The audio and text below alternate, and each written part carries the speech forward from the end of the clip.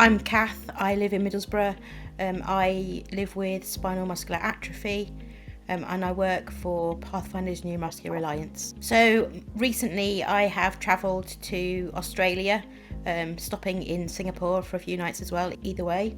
And also the most recent long haul flight that I've taken is to Japan. The most important thing to me is making sure that my wheelchair is okay on the flight.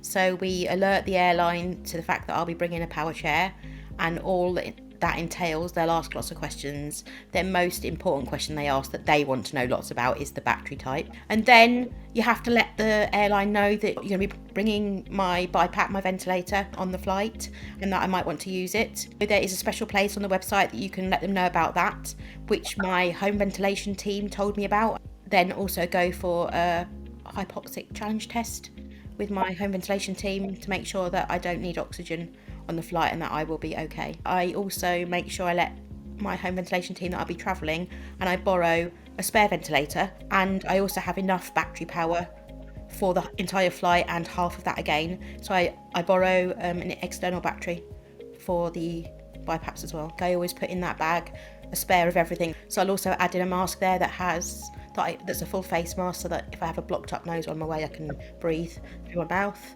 So I just take everything for any eventuality that might break. I only used it overnight. Some people might need to use it in the day, but for me I didn't. A good tip was that the drop down table that you use for your meals, I just sat my ventilator on there in front of me. I also was a little bit nervous about how loud the beeping is and the lights, so I travel with a small flannel in my travel bag and I just lay it over the front of it so you can't see the lights. Also, you should use your BiPAP before you get on the flight, and maybe a little bit afterwards. Try not to have a really early morning flight. That is a good tip to make sure that you're not tired, that you're feeling good and ready for the flight.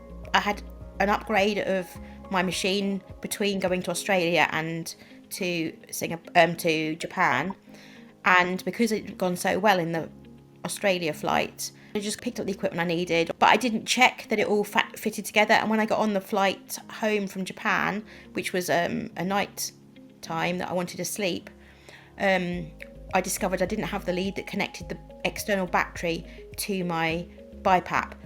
Fortunately, I had my spare BiPAP and the other one, and they were both charged. Probably my tip would be make sure you test everything before you go. Check that you've got the most up-to-date equipment, because you've not got much space on an aircraft, so the more compact the equipment you can manage with, don't delay upgrading that. Do it before you go.